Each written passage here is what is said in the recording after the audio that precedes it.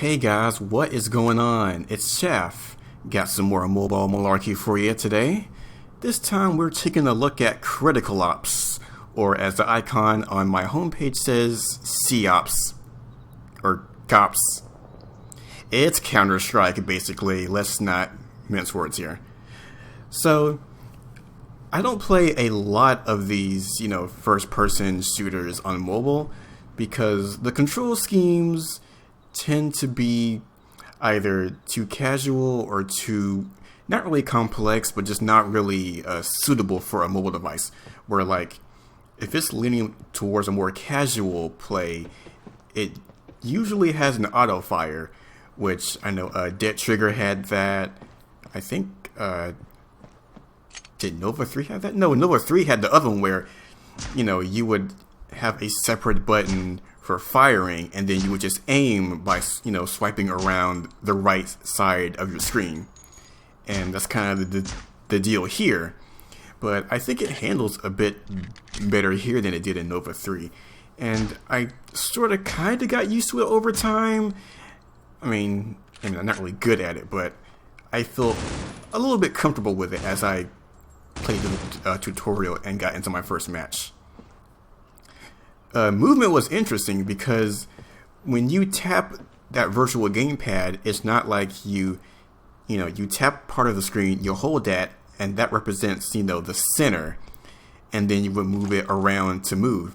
No, like that virtual that area is the entire analog stick. So if you tap the top part of it, you'll start moving forward. If you tap the left side, you move to the left. So that kind of took some getting used to as well, but I think that's a good alternative to other games where you just tap wherever and it automatically creates a new movement stick in that area, because it's just grounded there. And how should I put this? I don't know. But visually the game looks okay, like you got a little FPS counter on the screen. I'm not sure if there were graphics settings. I might have overlooked it. I probably should have looked at that when I was playing, when I was recording it. But, it looks alright. It looks as good as a mobile game needs to look, You see a lot of these games trying to push for quality, like, oh, we can use Unreal Engine 4 and all that stuff. But I mean, it's like, yeah, so big deal. Not every, phone and tablet can run that kind of stuff.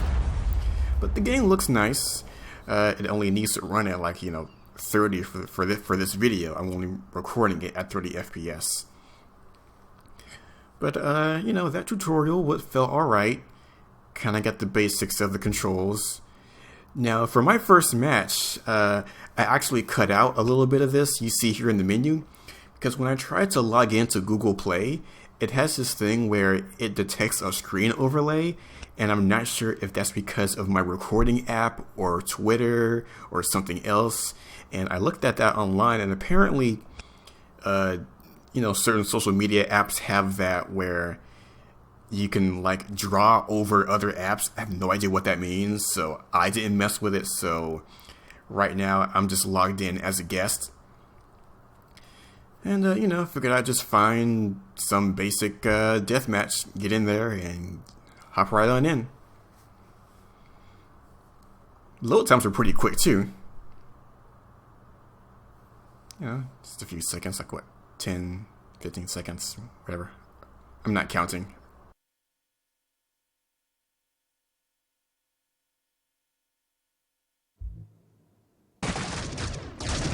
Alright, so just getting right in there. Put me on the counter-terrorists. And we're off. So, I don't play a lot of online games, whether it's competitive, cooperative, or anything in between. I've always been primarily a single-player kind of gamer.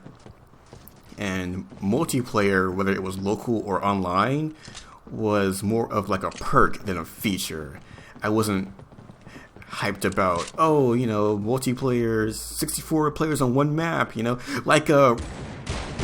when MAG came out and it had 256 players on one map, and I was like, oh my god, that's such a big deal. But you know, for me, it's like, okay. I heard that game like didn't even do that well, and the servers were pretty much all shit anyway.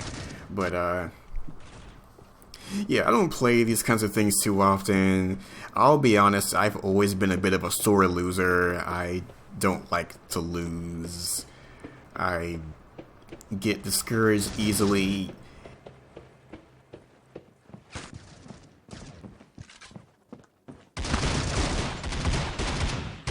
Even when I'm engaged in something like that, I don't like, you know, feeling like I'm not in control.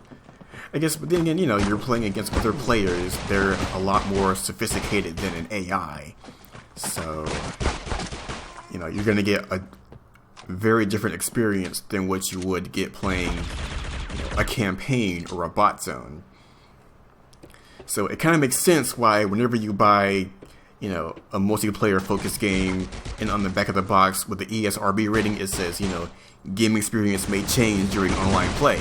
And that makes so much sense if you think about it, because it's not just because, you know, you're gonna have some 12-year-old screaming at you saying that they're gonna fuck your mom or something like that, but you're playing against opponents that are way more complex than any AI. You know, they're human. That's the most complex form of AI ever, you know? But, yeah, I'll be honest, I'm not gonna get a lot of kills in this video. I'm gonna get killed a lot in this video. I tried to stick with my team to try and, you know, minimalize the pain. I guess I got a few hits in, right? But, I'll be honest, even though I did get a bit frustrated, I kinda liked this. Like, it wasn't bad. It was good. Like, you know, on a technical level, the game is made well enough for mobile. It's obviously not going to be the most precise movement, precise aim, you know. They did the best they could with what they had. And honestly, I think it's pretty damn good. I'm honestly going to give this game another shot after I put up this video. Maybe I'll record some matches. I'm gonna see if this game supports controllers, because I think I could probably use some kind of app to plug in a PS3 controller and use that with this instead. Because I know I could use it for Dead Trigger 2. I used that in the later part of my playthrough of that game, and it makes a huge difference.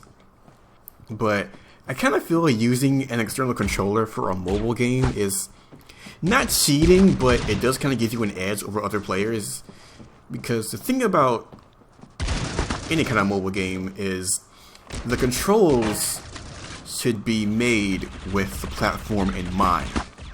If you're going to make a game that's built around touch controls, then make them as good as they can be. And if this is the best that they could do, hey, that's fine. I don't blame them. I'm not upset.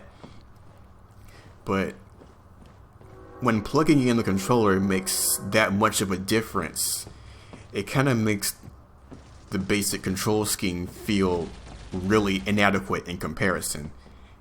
And really it is, because, you know, no matter how good the controls in a mobile game could be for something like this, a controller or a keyboard and mouse setup is always going to be better. But I don't have the time or money, or, you know, not time or money, but it just seems a little excessive. I guess it kind of defeats the point, you know?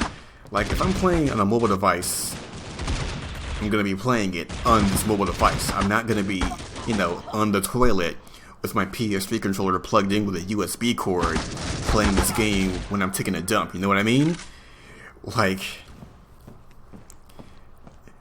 you know, it's just kind of a waste of time and effort. But the controls here are decent enough. They do what they need to do, and with time and practice, I'll get used to it. Maybe get good at it, but I won't get good, as the kids like to say.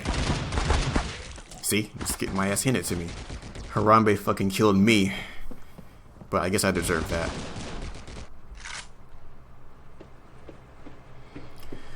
But yeah, I'll probably give some other shooters on mobile a try. Like, I know I used to play, it's called like Shadowgun Dead Zone.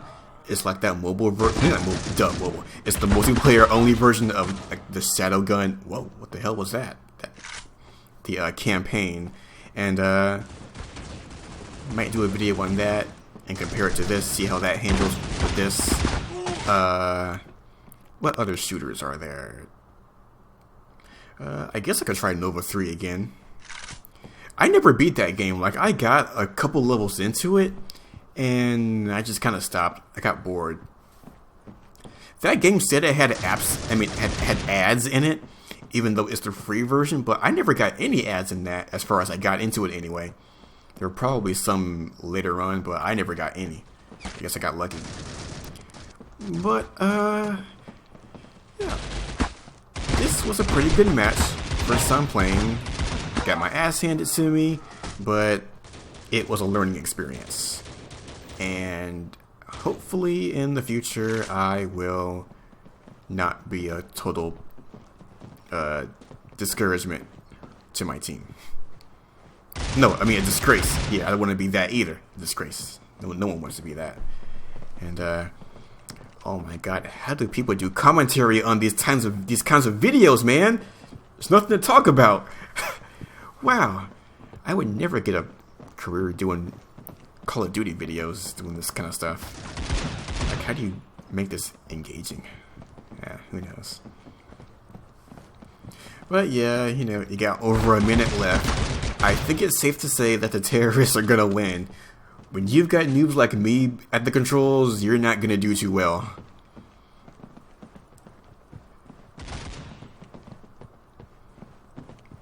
So, at the risk of repeating myself for the umpteenth time, let's just conclude it here. This was Critical Ops. It is on the Google Play Store. It is free to play. It's pretty good. I'm not pretty good at this game, but the game itself is good. You should totally give it a try. I'm gonna keep playing it, you know, off screen in my spare time, just for the hell of it. And hopefully I'll have some more to show you on this game in the future.